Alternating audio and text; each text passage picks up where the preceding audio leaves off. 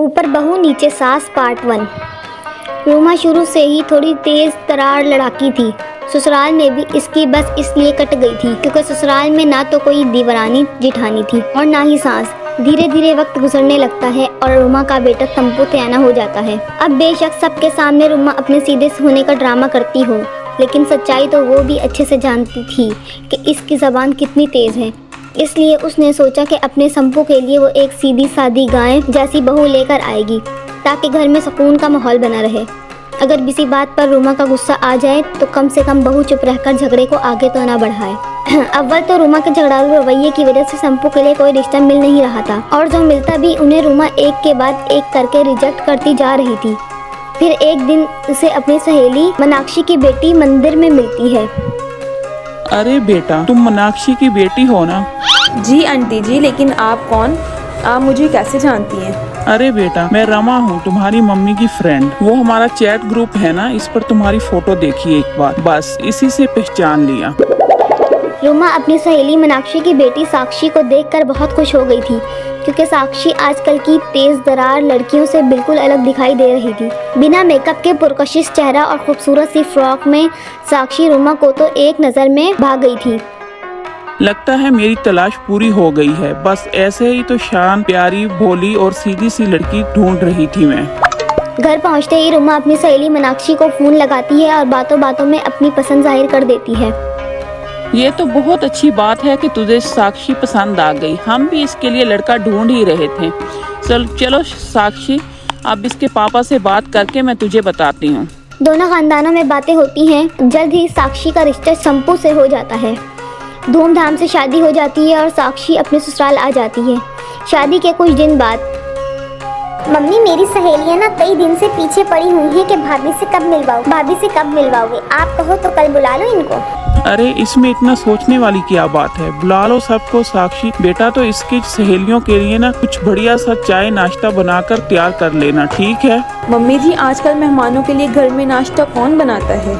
तुम परेशान मत हो स्वीटी, मैं तुम्हारी सहेलियों के लिए बढ़िया सा नाश्ता ऑर्डर कर दूंगी। वो सब आप देख लो भाभी, लेकिन आप ना एकदम बढ़िया से रेडी होकर सब तैयारी कर लेना बस। अगले दिन शाम को स्वीटी की सहेलियां घर आती हैं। साक्षी सबको चाय नाश्ता देकर अपने कमरे में चली जाती है। स्वीटी, तुम्हारी भाभी का नाम साक्षी है ना? ये क्या धमाका ख्याज मवाद ले आई तुम्हारे भैया के लिए? ये साक्षी ना मेरे साथ पीजी कॉलेज में थी। अरे बाबा, बहुत झगड़ालू किस्म की लड़की है।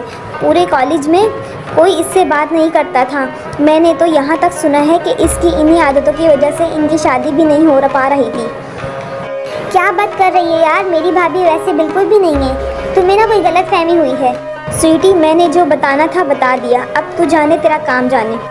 नाश्ता करने के बाद स्वीटी की सहेलियां तो चली जाती हैं, लेकिन अब स्वीटी के दिमाग में खतरे की घंटी बजने लगती है।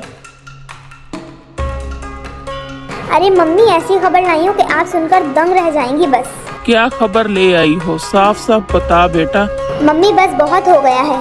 साक्षी भाभी का लाड दिलाड जल्द अज जल्द बाजी अपने हाथ में ले लें, नहीं तो आपकी भैंस तो समझो गई पानी में। अरे नालायक, क्या बकवास किए जा रही है? ठीक से बताना क्या बात है। मम्मी, जैसे आप गाय समझकर ब्याह कर लाई है ना, वो तो भूखी शेरनी है शेरनी। मैं सारी कहानी पता करके आई हूँ, आप भी सुनकर अपना सर पीट लोगी। साक्षी भाभी के गुस्से और झगड़ालू रवैये की वजह से इनका रिश्ता नहीं हो रहा था, इसलिए इनकी ने मम्मी ने जोर जबरदस्ती से इन्हें 16 सोमवार करने के लिए कहा था। पहली सोमवार को आपको रास्ते में दिखाई दी गई और आपने इन्हें पसंद कर लिया। हाय भगवान, इसका मतलब मैं खुद अपने बेटे के लिए मुसीबत ले आई हूँ। कोई बात नहीं बेटा, मैं कल से इसकी लगाम कसी हूँ, तू देखती जा। अगले दिन बेटा साक्षी, बहुत हो गई मौज मस्त। अब कल से तुम थोड़ा घरदारी पर ध्यान दो भाई। हम कुछ नहीं कह रहे तो देख तो रहे हैं ना कि तुम बिल्कुल भी घर की तरफ देख नहीं रही हो। मम्मी, मैंने सोचा था भाभी आ जाएंगी तो मैं भी इस घर में कुछ दिन सुकून से नींद पूरी करूंगी। मैं तो थक गई हूँ। सुबह 5 बजे उठकर पानी भरते भरते। ठीक ही तो कह रही हूँ बेचारी स्वीटी। साक्षी, अब कल से तुम सुबह 5 बजे उठकर पानी भरोगी। मैं 5 तो क्या 8 बजे भी उठ जाऊँ ना तो बहुत बड़ी बात है। मम्मी जी, सुबह उठाना ना, मुझसे नहीं हो पाएगा। देखो तो जरा कैसे दांत दिखा रही है सास के सामने। अरे कैसे नहीं हो पाएगा, अब जिम्मेदारी से उठना तो पड़ेगा। मैंने कह दिया तो कह दिया बस। आप एक काम करो, घर में ना पानी की मोटर लगवा लो ये गरीब लोगों की तरह सुबह उठकर मैं तो पानी नहीं भरने वाली। रूमा का सबर अब जवाब दे चुका था। ऐसा है तो जाके अपने मेके से मोटर के पैसे ले आ, मैं लगवा दूंगी मोटर। मेरे मैके को बीच में लाने की आपकी हिम्मत भी कैसे हुई? संपू, अपनी मम्मी को समझा देना, अगर आज के बाद किसी भी बात के बीच में मेरे मैके को घसीटा तो अच्छा नहीं होगा। अच्छा, मैं भी तो सुनूं, तू क्या कर लेगी? अगर पानी चाहिए तो कल से सवेरे उठकर पानी तुम ही भरोगी, नहीं तो अपने नहाने धोने का इंतजाम खुद कर लेना। सास की बात सुनकर साक्षी पैर पटकती अपने कमरे में चली जाती है। संपू, अब आपकी शादी हो गई है, मम्मी की संपू ही बन के रहोगे या बीवी के लिए संपोल नसीम भी बनकर दिखाओगे? क्या मतलब है तुम्हारा? नाम तो मेरा संपोल ही है। अरे मम्मी के बेबी बॉय शौहर की तरह बीवी के हक में आवाज उठाना कब सीखोगे? तुम्हारे सामने तुम्हारी मम्मी ने मुझे इतनी बातें सुना दी और तुम चुपचाप तमाशा देखते रहे। देखो साक्षी, मुझे तुम इन सब झगड़ों से दूरी रखो। तुम सास बहू के झगड़े में मैं अपना दिमाग खराब नहीं करना चाहता। साक्षी को गोल मोल जवाब देकर संपू खिसक गया था, लेकिन ये कोई आखिरी लड़ाई नहीं थी, जंग तो अभी शुरू होना बाकी थी। रूमा को लगा था कि इसकी धमकी से साक्षी डर जाएगी और सुबह 5 बजे उठकर पानी भरेगी, लेकिन इसके उलट साक्षी तो 8 बजे तक मजे से सोती रही।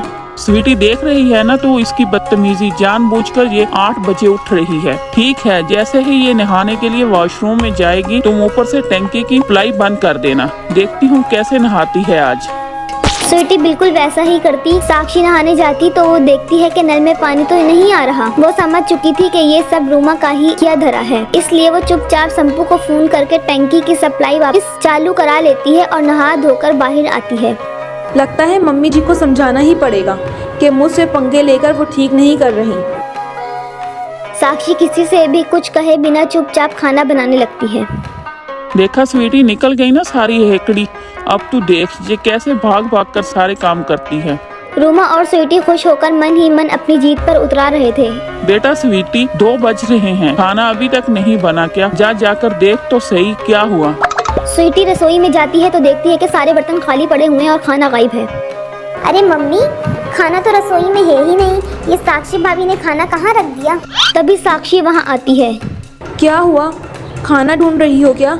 अब जैसे आपने पानी भरा तो मेरे लिए नहीं बचाया है ना, बस वैसे ही मैंने खुद खाना बनाया तो सोचा मैं ही खाकर खत्म कर दूं, आपके लिए नहीं बचाया।